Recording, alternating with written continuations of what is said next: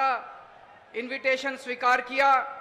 मैं पूरे मान और सम्मान के साथ कपिल सिब्बल साहब को इनवाइट करना चाहता हूं। अरविंद जी अभी लास्ट में बोलेंगे, तो आप सब लोग ध्यान से सुने। मेरे भाई और दिल्ली के मुख्यमंत्री अरविंद केजरीवाल जी, पंजाब के मुख्यमंत्री भगवंत सिंह मान जी, मंच पे बैठे हुए दिल्ली सरकार के मंत्री, मंच पे बैठे हुए आम आदमी पार्टी के वरिष्ठ नेतागण, भाइयों और बहनों, मुझे याद है 2014 से पहले जब हम यूपीए सरकार में थे, उस समय अरविंद केजरीवाल जी हमारी मुखालफत करते थे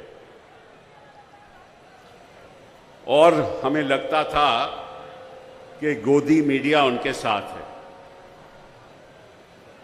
लेकिन समय बदल गया, सरकारें बदल गई, प्रधानमंत्री बदल गए और गोदी मीडिया भी शिफ्ट कर गया। अब गोदी मीडिया सरासर मोदी जी के साथ है। कई और चीजें भी बदल गई।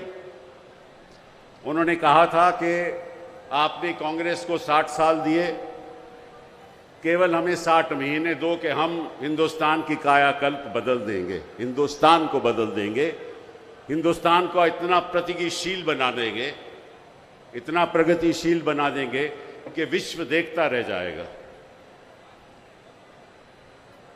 60 महीने नहीं, उनको लगभग 120 महीने मिले और इन्होंने हिंदुस्तान का नक्शा बदल दिया।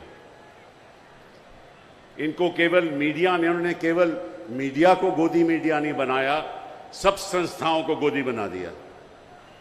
चाहे वो इलेक्शन कमीशन हो, चाहे वो ईडी हो, चाहे वो सीबीआई हो, चाहे कोई भी संस्था हो, जुडिशरी के अलावा इन्होंने सबको अपनी गोदी में बैठा दिया। उसका नतीजा यह क्या हुआ कि लोकतंत्र खतरे में है, भाईचारा खतरे में है और जो इनकी मन मर्जी होती है वो ये करते हैं।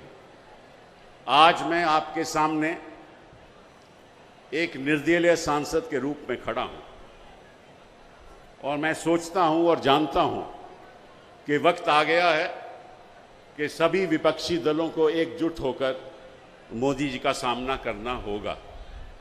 जिस तरह से मोदी जी शासन चला रहे हैं, मुझे नहीं लगता कि कोई भी सरकार बच पाएगी। आपको याद होगा कि हमेशा मोदी जी मंच पे कहते हैं कि मुझे एक डबल इंजन सरकार चाहिए। अब डबल इंजन सरकार का मतलब क्या है? उसका मतलब यह है कि हर प्रदेश में मेरी सरकार होनी चाहिए, केंद्र में मेरी सरकार हो, हर प्रदेश में मेरी सरकार हो, तभी तो डबल इंजन सरकार होगी। इसका मतलब लक्ष्य क्या है? लक्ष्य क्या है कि सारी ऑपोजिशन को खत्म करना, सारे प्रदेशों को अपने कब्जे में ले लेना, यही है लक्ष्य। लेकिन डबल इंजन सरकार बनेगी नहीं। मैं आपको आज एक बात बताना चाहता हूं कि ये सरकार डबल इंजन सरकार कभी हो ही नहीं सकती, केवल ये डबल बैरल सरकार है। डबल बैरल क्यों? कि एक बैरल तो ईडी और दूसरा बैरल सीबीआई। अब इन्होंने दिल्ली के साथ क्या किया, उस बात पे मैं अब आना चाहता हूं। आपने मुख्यमंत्री जी को चुना, दिल्ली सरकार में इतनी बहुमत के साथ आम आदमी पार्टी आई, लेकिन जब से आम आदमी पार्टी यहां शासन कर रही है, तब से इनका इरादा यह है कि किसी तरीके से इस शासन को चलने ना दो। आपको मालूम है कि संविधान में, क्योंकि दिल्ली एक राजधानी है, इसलिए मैं सरल तरीके से आपको समझाना चाहता हूं। मैं कोई कानूनी बात नहीं करूंगा, लेकिन ऐसी बात करूंगा जो आप लोगों को समझ आए। संविधान हमारा ये कहता है कि 3 चीजें केंद्र सरकार के हक में होंगी, जिसके बारे में राज्य सरकार जो है, जो केजरीवाल की सरकार है, उसमें दखल अंदाजी नहीं हो सकती। पहला तो जमीन, लैंड। ये क्यों? क्योंकि अगर दिल्ली जो हमारी राजधानी है, वहाँ एक डेवलपमेंट होगी और किस तरह से मकान बनेंगे, किस तरह से इमारतें बनेगी, तो उसका सारा पावर जो है वो केंद्र सरकार को है, वो सही भी है। दूसरा, पुलिस। यहाँ कोई दंगे हो जाएं, यहाँ कोई फसाद हो जाए, तो क्योंकि राजधानी है, पुलिस की पावर भी केंद्र सरकार को होगी। और तीसरा, पब्लिक ऑर्डर, जिसको हम कहते हैं सार्वजनिक व्यवस्था। जहां तक पब्लिक ऑर्डर का भी सवाल है, वो भी पावर केंद्र सरकार को होगी। इसके अलावा कोई पावर केंद्र सरकार को नहीं होगी। केंद्र सरकार का हमेशा ये प्रयास रहा है कि किसी तरीके से भी सारी पावर खुद में समेट लें और जो आपकी चुनी हुई सरकार है उसको जीरो बना लें। हमेशा से ये इनका लक्ष्य रहा है, लेकिन जनता इनके साथ है। जनता भाजपा के साथ नहीं है, जनता मोदी जी के साथ नहीं है, जनता के अरविंद केजरीवाल के साथ है। ये बात इनको गले में अटकी हुई है। तो इन्होंने क्या किया? इन्होंने केस कर दिया सुप्रीम कोर्ट में और ये कहने लगे कि जो भी ब्यूरोक्रेट हैं, जो भी अधिकारी हैं, वो भी हम चुनेंगे और जो हम कहेंगे वो करेंगे। तो मैं मोदी जी से पूछना चाहता हूं कि आपने फिर दिल्ली को एक लेजिस्लेटिव असेंबली क्यों दी? अगर आपने सारी पावर ही अपने हाथ में रखनी है, तो फिर आप इसको यूनियन टेरिटरी की तरह चलाना चाहते हो। आपको मालूम है कि चंडीगढ़ यूनियन टेरिटरी है, आपको मालूम है कि कई ऐसी जगह हिंदुस्तान में है जो यूनियन टेरिटरी रही हैं और वहाँ कोई असेंबली नहीं है। असेंबली बनाने का मतलब क्या था? असेंबली बनाने का यही मतलब था ना कि जो लोग चाहें वही काम हो, लेकिन यहाँ लगता है कि जो मोदी जी चाहते हैं वही काम होना चाहिए। ये तो ना तो जनता को स्वीकार होगा, ना हमारे लोगों को स्वीकार होगा, ना हमारी देश की जनता को स्वीकार होगा। तो इन्होंने बड़ा प्रयास किया, सुप्रीम कोर्ट में मामला गया। पहले 5 जजेस ने फैसला किया, उसके बाद दोबारा फैसला हुआ, दोबारा 5 जजेस का फैसला हुआ और इन्होंने कोशिश ये की कि लेफ्टिनेंट गवर्नर को द्वारा जो भी, देखिए किसी भी मंत्री के नीचे एक सेक्रेटरी होता है, जो भी मंत्री और जो भी सरकार के फैसले होते हैं उन फैसलों का पालन सेक्रेटरी को करना पड़ता है। लेकिन इन्होंने ये तय कर लिया कि सेक्रेटरी भी हम बनाएंगे और जो हम कहेंगे वो सेक्रेटरी करेगा, लेकिन मंत्री का कहना नहीं मानेगा। इन्होंने ये कोर्ट के सामने रखा। कोर्ट ने कहा ये असंवैधानिक है, ये गलत है, क्योंकि फिर इलेक्टेड गवर्नमेंट का, लेजिस्लेटिव असेंबली का, मंत्रिमंडल का फायदा ही क्या है? अगर सारी चीजें आप ही ने करनी है तो फिर आपने चुनाव क्यों कराया?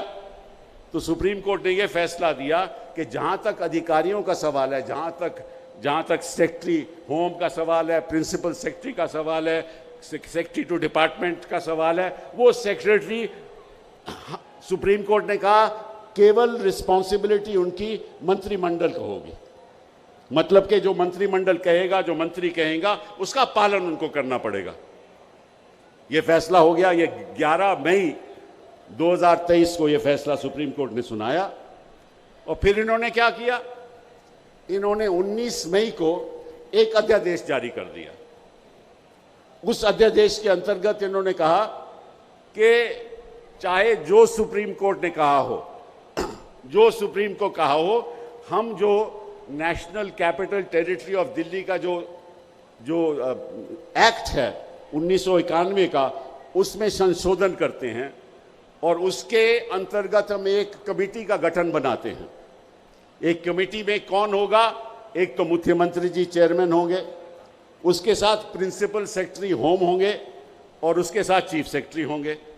और साथ में कानून में यह कह दिया कि जो फैसले होंगे अगर आम सहमति से नहीं होते तो मेजॉरिटी से फैसले होंगे और अगर मेजॉरिटी से फैसले होंगे तो दो तो वहां ब्यूरोक्रेट हैं, एक प्रिंसिपल होम सेक्रेटरी और एक चीफ सेक्रेटरी। वो किसके ब्यूरोक्रेट हैं? वो केंद्र सरकार के ब्यूरोक्रेट हैं। तो इसका मतलब क्या हुआ कि दो लोग जो इस कमेटी में शामिल हैं, उनका फैसला चुनी हुई सरकार के खिलाफ भी हो सकता है। मतलब कि आप मुख्यमंत्री जी की तौहीन कर रहे हो। अगर मुख्यमंत्री जी का फैसला नहीं चलने वाला तो फिर इसका मतलब ये हुआ कि ब्यूरोक्रेसी ही दिल्ली चलाएगी। इसका मतलब जो मुख्यमंत्री जी कहेंगे उसकी बात नहीं मानी जाएगी, और अगर बात नहीं मानी जाएगी और अवैध हो कुछ, तो उसके बाद जो लेफ्टिनेंट गवर्नर है वो अपने तौर पे खुद फैसला करेगा। ते पावर सारी लेफ्टिनेंट गवर्नर को दे दी। अगर आम सहमति नहीं हो तो मंत्रिमंडल को जीरो कर दिया, चीफ मिनिस्टर को जीरो कर दिया, पावर ब्यूरोक्रेट्स को दे दी और फैसला केंद्र सरकार करेगी। तो फिर आपने काहे को असेंबली बनाई, काहे को आपने चुनाव दिया, काहे को आपने मंत्रिमंडल बनाया? ये कौन सा मजाक हो रहा है हिंदुस्तान में? ये संविधान का मजाक हो रहा है? ये किस किस्म के कानून हैं? और आपको मालूम है कि सुप्रीम कोर्ट ने कई फैसलों ने कहा है कि आप सुप्रीम कोर्ट का फैसला अध्यादेश द्वारा, कानून द्वारा रद्द नहीं कर सकते। वो उनके हक में नहीं है। ये फैसला सुप्रीम कोर्ट ये रद्द नहीं कर सकते। तो मुझे मालूम है कि आप सरकार ने सुप्रीम कोर्ट में याचिका भी दायर की है कि इस अध्यादेश को रद्द करना चाहिए, जो असंवैधानिक है। तो मुझे उम्मीद है कि सुप्रीम कोर्ट इसको रद्द करेगी, इसको खत्म करेगी, क्योंकि मैं समझता हूं कि जो अध्यादेश ये कह दे कि जो चुनी हुई सरकार है उसके निर्णय नहीं माने जाएंगे, तो इसका मतलब ये हुआ कि जो ब्यूरोक्रेट कहता है उसके कहने माने जाएंगे। तो इसका मतलब कि असेंबली का कोई मतलब ही नहीं हो। केवल यही नहीं, हर एक मंत्रिमंडल के अंदर एक ब्यूरोक्रेट होता है, एक सेक्रेटरी होता है, उसकी भी नियुक्ति ये लोग करेंगे। उसके हक क्या होंगे ये भी ये लोग करेंगे।